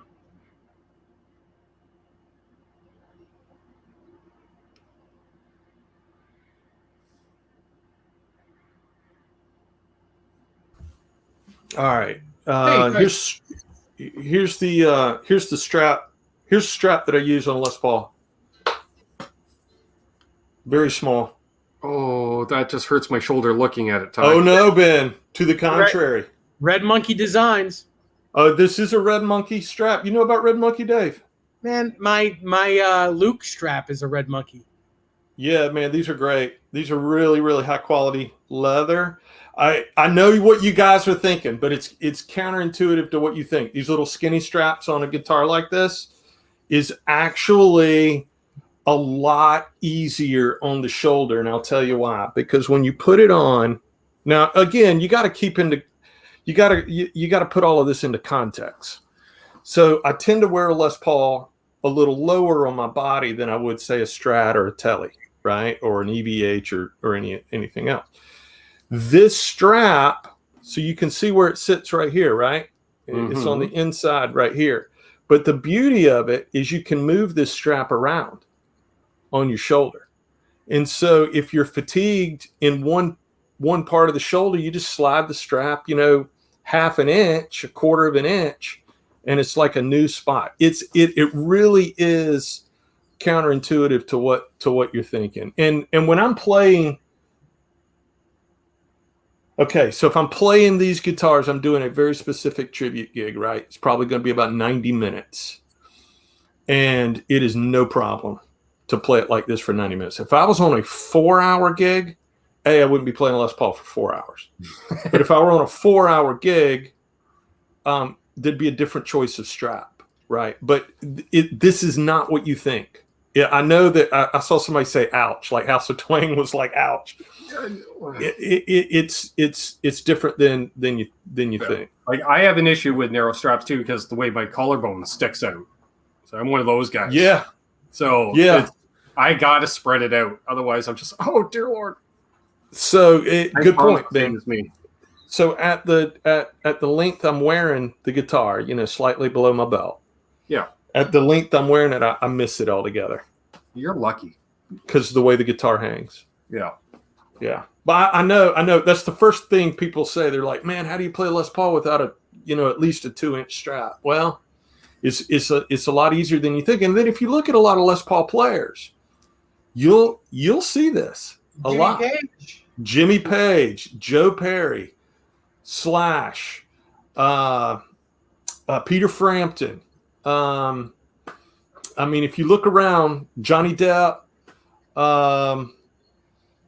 Ryan Roxy. Smith plays a Tele with one of those little straps. Yeah, if you look around, you'll see it. Boner Jams, thank you so much. He says, does that strap also double as a ball gag? Congrats, Dave. Heard the bachelor party was bananas. There was no bachelor party. Something about a midget, a Tele, and whipped cream. Boner Jams, next time you want me to read something like that, it better be for more than $5. Thank you, Boner Jams. Thank you very much. The sexiest metalhead this side of Hanoi. Love me some Bojo. Well, Storm is very here, so if I drop out, you'll know why. It's all right. Yeah, she's coming down. We're all going to drop out real soon. So, Ben, our storm has finally settled down outside, and it sounds like yours is picking up. Well, and I knew it was big because when my sister warned me, and she lives east of me, and usually the storms travel west to east, and it's backing up, which explains all that, crazy humidity today. It was just everything getting trapped. And once the sun went down, the temp dropped enough, it decided to open up. It's coming down hard. Noise. Boner says, great show, guys. Hope everyone is having a great week. Thank you. You too, buddy. Thank you. You too. Thank you for being here. How do you play a Les Paul if you already have a hernia? You play it sitting down, I guess. You play it sitting down. Bozique, when you get your Jared James Nichols guitar, you'll have to come on and show it to us. That really is a pretty fantastic guitar. They're sweet. I can't wait till you get one. Mm-hmm. Yes. Greasy Cook says it's been hot as hell here in Oregon. Yeah, you're part of that heat dome last week. That was just insane. Or 2 weeks ago, when it was hotter in Canada than it was in Arizona. That's just not right. Did that happen? Yeah. We hit 47 degrees Celsius in BC. And the town that set the record was taken out by a forest fire 2 days later. The town's leveled. It's a town of like 300 people. There's like 3 buildings left in the entire town, unfortunately. Wow. Which U.S. state am I above on the map? I am above New York State. I am directly north of Rochester, New York. Yes, he can come down and visit me in 9 hours. Yep. Well, Bozique, you'll love the Slash one too. I got to play a Slash Epiphone, and I'm not just saying this because it is a great guitar. I mean, really, really great guitar. Oh, it was only 102 in Phoenix today. A brisk 102. You guys Sean had rain Zimmerman says hot everywhere in the Northeast. Sean, aren't you having a birthday? Happy birthday, my friend. Happy birthday. You're great. As well as happy birthday to my father. Aha! Finally remembered. Happy birthday, Mr. Coombs. That's happy right. Birthday, Dad. 74 today. He shares his birthday along with Sean Zimmerman. That's right. I wish them both happy birthdays this morning. Yeah. Hope you have a great year, Sean. This morning did not post a photo with Sean Zimmerman. We don't have one. Close to the falls. Like Niagara Falls, that's about a 3-hour drive for me. Oh, cool. Okay, so unbelievable in Phoenix, very humid and lots of rain. That doesn't happen often.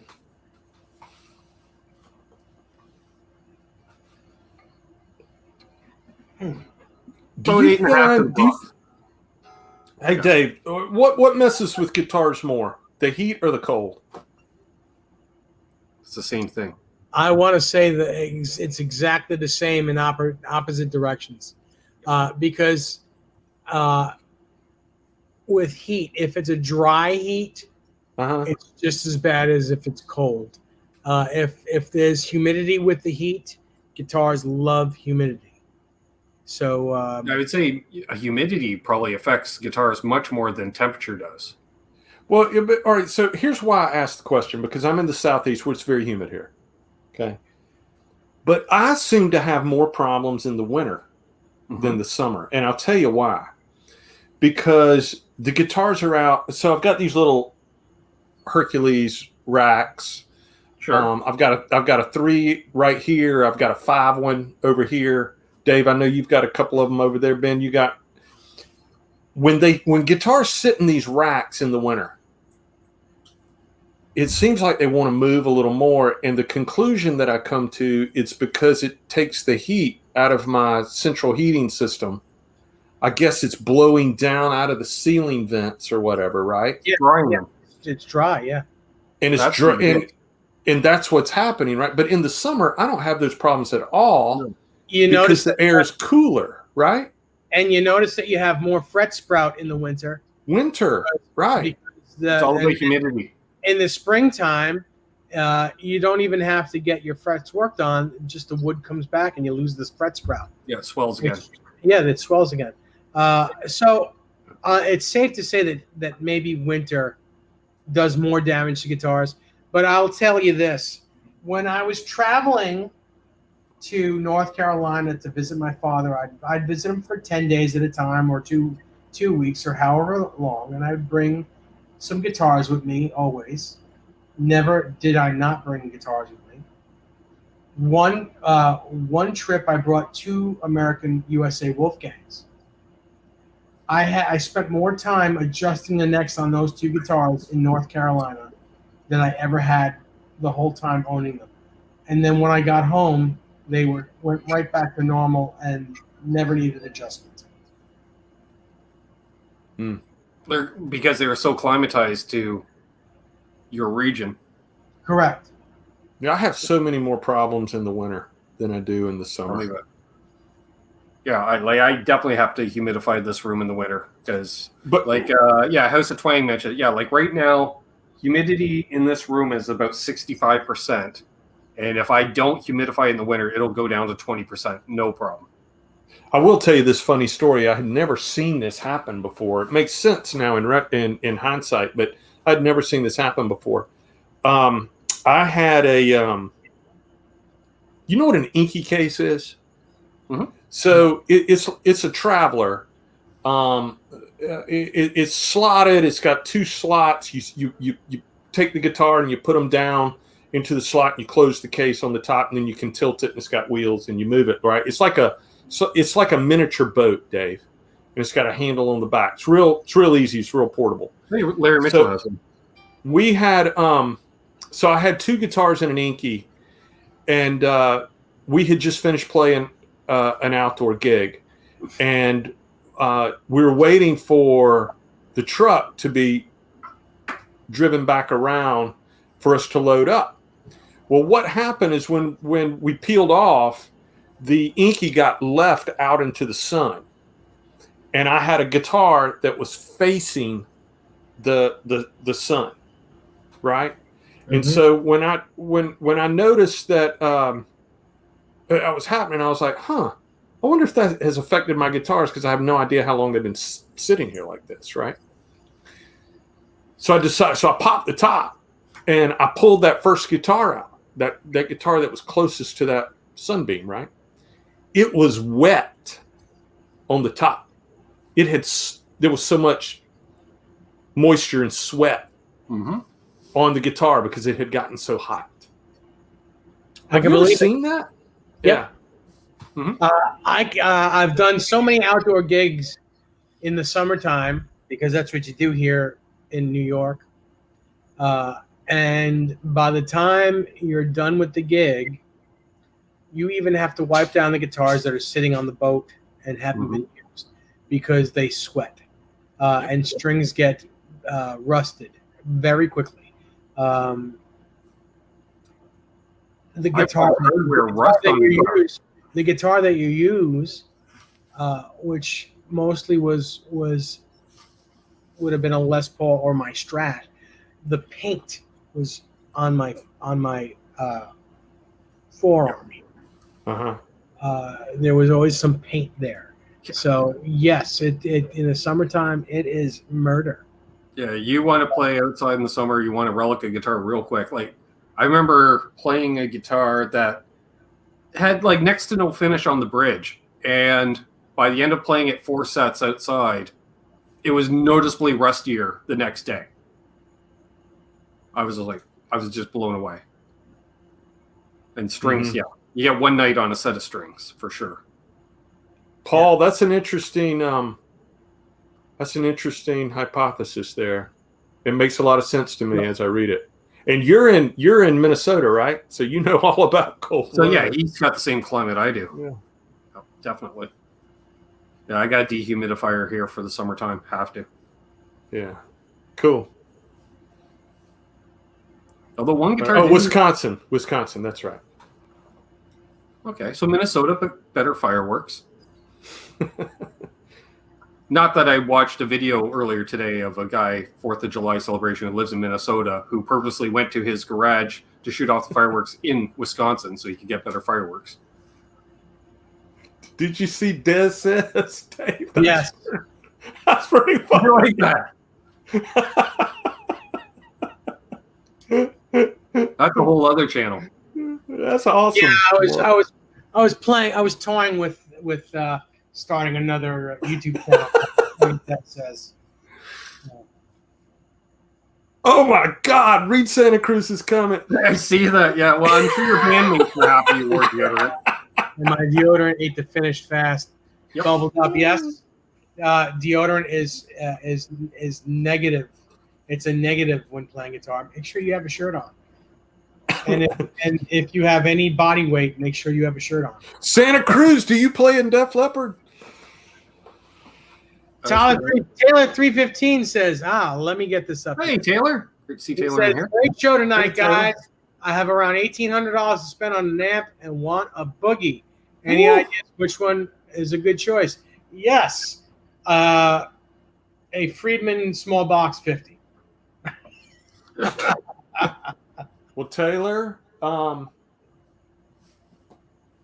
do play Friedman these days, but I spent a long time playing boogies, and I have a couple of. I'm not that you want to buy my gear. I do have a couple of boogies for sale if you want to save a few bucks. Contact me through Messenger on Facebook. Mesa Boogie. They make great amplifiers. I mean, there's no ifs, ands, buts, arguments about it. They make great amps. And we talked about the Lone Star earlier. That's a great amplifier. Absolutely. I think the Mark V is an amazing amplifier. My favorite Mesa Boogie amp ever made was a amp called the Electrodyne. Oh, yeah.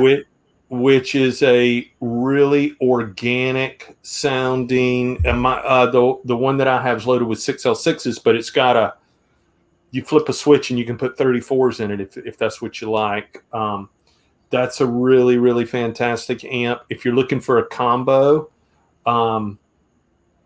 they make several great combos. A lot of so many great amplifiers out of Mesa Boogie, and you can virtually find everything that you want on on Reverb or eBay, and it would be well within your budget that you're going to spend. Yeah, I got to tell you, I think my favorite boogies are the Mark I and Mark II when he was in the garage, making them in the garage. Dave, how do you argue with the Mark I? I mean, how do you argue with that? I mean, you don't.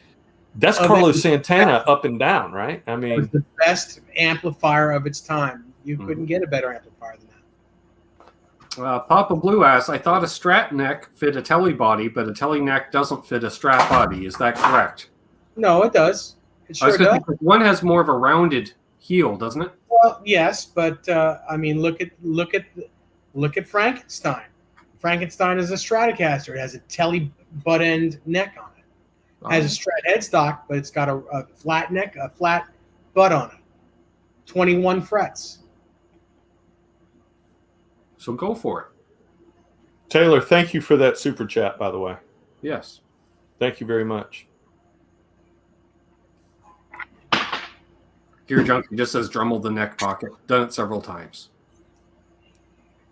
Well, you got that. See, that's the kind of work that I'm always shaky on doing right there.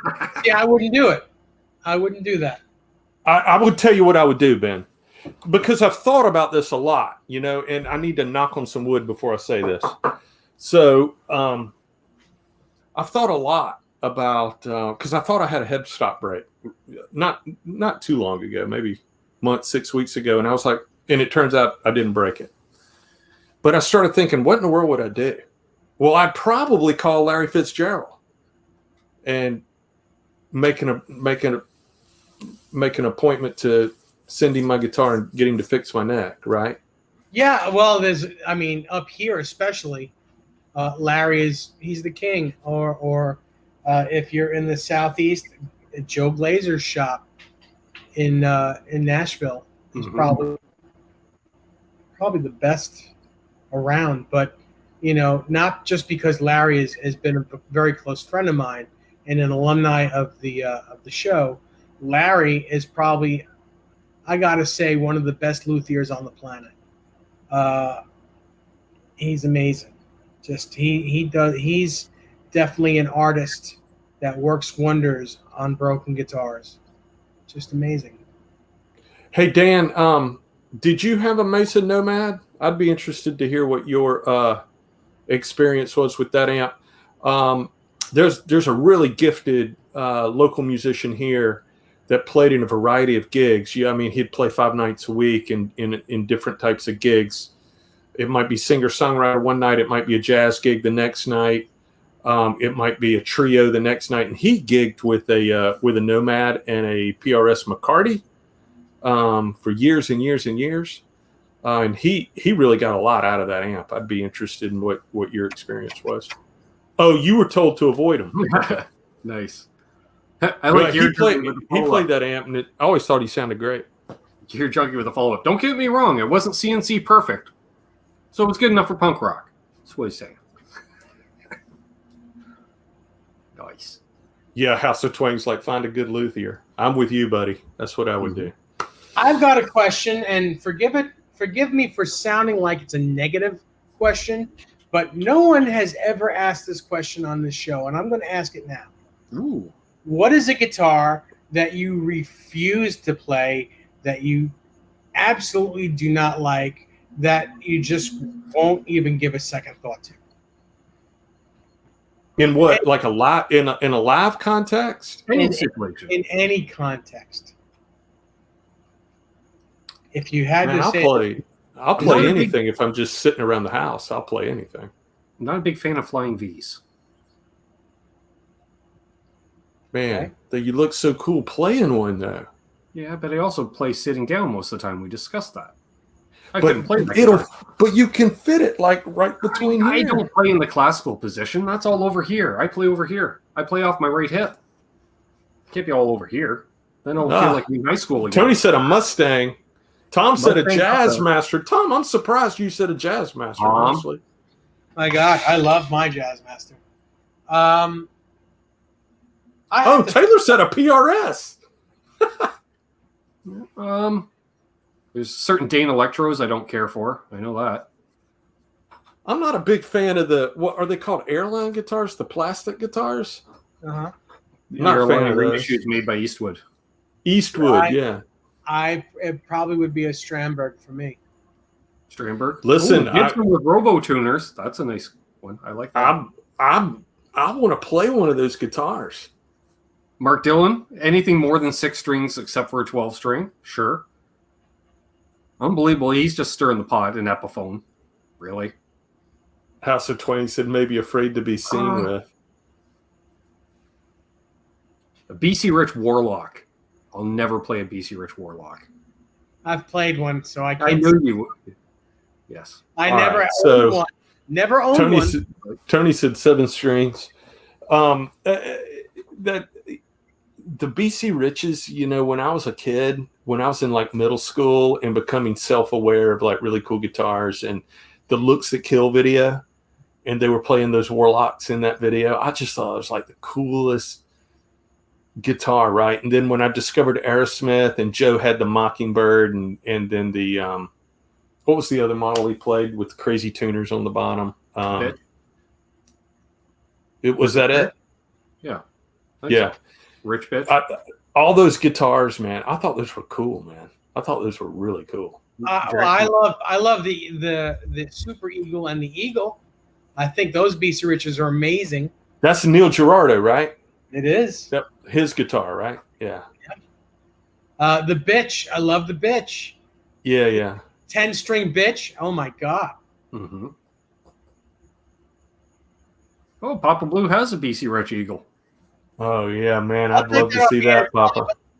If you ever want to get rid of that guitar, Papa, look me up. Tom said he could never play a PRS himself. He played a friend's Modern Eagle. Thought it was beautiful, but wasn't blown away by it. Yeah. I've owned Modern Eagles before. They're great. I still haven't been able to keep a PRS in the house. Dan's not a PRS fan. Trying to think, yeah. Other than like certain body. I've been a fan of. There's so many PRS models that I just think are amazing guitar. Like my buddy Jay has a really inexpensive PRS called a Stella that you can get. Listen, bang for your buck. You can get that guitar used. I don't know, Dave. What, $1,000? Yeah, and I think isn't that the guitar that what's his name from Living Color? Vivian. Vernon Reid. Vernon Reid. Doesn't he use a Stella with a Floyd on it? Isn't that his model? I don't know. But that Stella, I mean, golly, it's such an incredible guitar in terms of what you can get out of it. But Tom's right. You know, he just didn't connect with it. And that's why they make so many of them. You know, because you can, so many different types of guitars exist because guys connect with different things, and that's cool. I've heard that about the Parker Fly Santa Cruz 3600. Yes, Parkers are not comfortable. No. I really want to get that new pink Silver Sky. I love the color, and I love that guitar. Oh man, where's my wife? My wife, she Dave, so my wife's a huge John Mayer fan. So Brian Spalding? I'm going to tell this story really quick. So my wife she's a team player. She'll go to all of these crazy concerts with me. She wants to go to one show. She wants to go see this cat named John Mayer. This is back, I don't know, early 2000s. She wants to go see John Mayer. And all I knew was Your Body is a Wonderland. And I was, bubblegum pop to me. I was not super excited about going, and she drugged me. She got great seats to that show. Well, we were about 5 rows back. She drugged me to that show, kicking and screaming, figuratively, of course.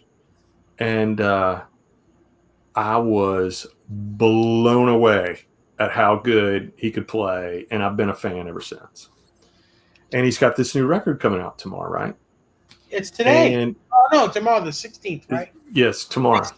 Yes. Coming out tomorrow. He's got this new record coming out tomorrow. And I love the EP that he put out, a month or two ago? Yeah.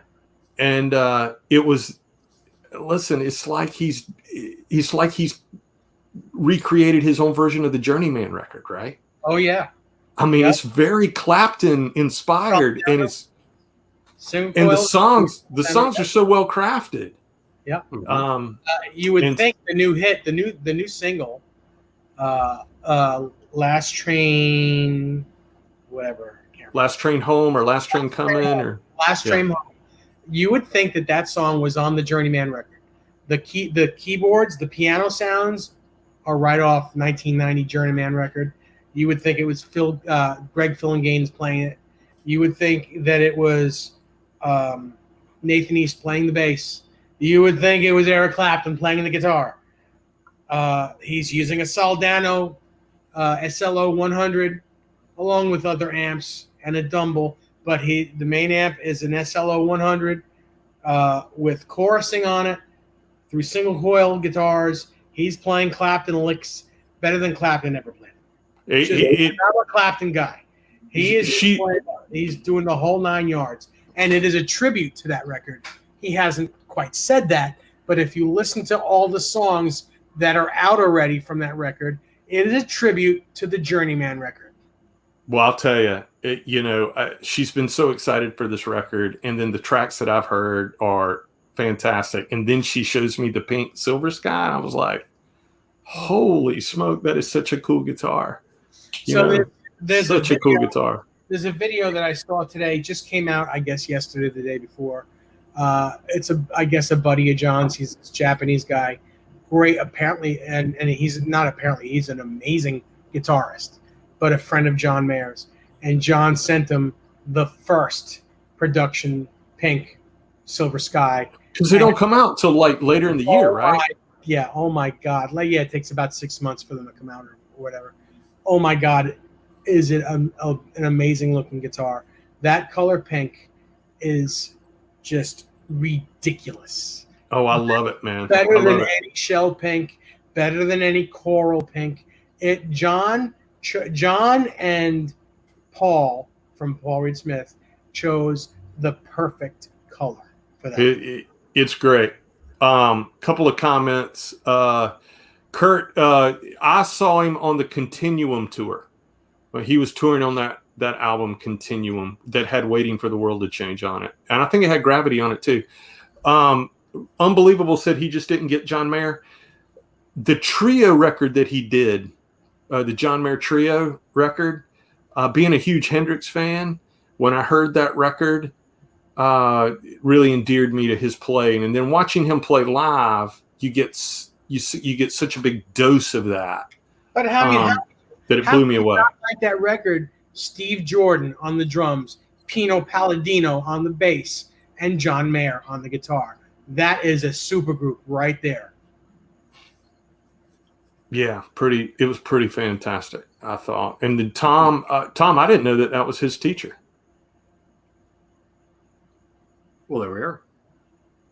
And Daniel, I would love to go see Dead and Company to check out Mayer in that context. I think I like him, man. I like him. I think he's a great guitar player. I love the style of guitar that he plays. Tom said that he spent about 4 hours doing nut work for a friend's Squire Affinity. Must say it's decent now, other than the pickups. It's great. Mm-hmm. Yeah, man. It's all in what you make it. Ben Tom said, I know you guys, I'm not thinking straight right now, and I know it's been said, but Ben Tom said the guy's name is Tomo Fujita. You know, we've talked about cage bass players on these episodes before. I would put Mayer in that category, big time. If you don't know the cage system, you should at least spend 2 hours checking the cage system out. I highly recommend it. I think it will enhance your playing greatly. It's a really cool way to kind of look at the guitar, chords, scales, arpeggios in a really simple, easy way to kind of understand how all of those things work together. I am a cage bass player. It makes it, and I'm a moron. So, and it makes a lot of sense to me. So if I can understand it, I think anybody can understand it. I tried to understand it. It's not terribly hard. No, I really got to sit down and look at it, because I'll be like, oh, great, okay, perfect. Yep, I already was doing that. Oh, is that what that is? Perfect. Mm-hmm. The thing I love about the cage system, like, well, Ben, you can play Crazy Train, right? Yep. I mean, you've been in cover bands. Yeah, I went to high school in the play 80s, 90s. Who doesn't know how to play Crazy Train? It there was you banned go, from right? the music store. So that chord progression out of A, right, in the verse sections, that's cage bass playing. Those are cage bass chords right there, and gotcha. it it's pretty simple, or at least simple for me. Simple is the wrong word, but it was a way that I could connect with the guitar that I understood, I guess is what I'm trying to say. Okay. Nice. Dan says he lives by the cage system. Yeah. I'm a big fan. Well, we can start here. We can start here next week and talk about it a bit more. Sure. It's a few minutes after 10, and unfortunately, I have to split. But tonight was a great night. I really enjoyed coming back. It was nice having a week off. It was nice, but it's awfully nice coming back, and I appreciate everyone who came to spend it with us today. Yeah, we had a great crowd, some great topics we covered. Geez, yeah, this, that, and the other thing tonight. It's great. Paul, 3 notes per string, cracked the code for him. Totally works. Thank you, Kurt. I found out all the black keys on a keyboard is just a pentatonic scale. Just how about that? Yeah. Mm-hmm. And I went, oh yeah, 3 2 3 2 3 2. Right. Did you see the video breakdown of box chorales? 80% of the or more progressions were all 1 4 5 chords. Really? No, I didn't see that, but I would love to see that. Lars, good to see you. Yeah, great having Lars in here tonight. And happy birthday, Sean Zimmerman. Have a great year, man. Mm-hmm. I'm not going to say how young he is, but he's just a young punk compared to some other people. Some people. Yeah. Thanks for hanging with us, Randy. Good night, Paul. Randy's a blast.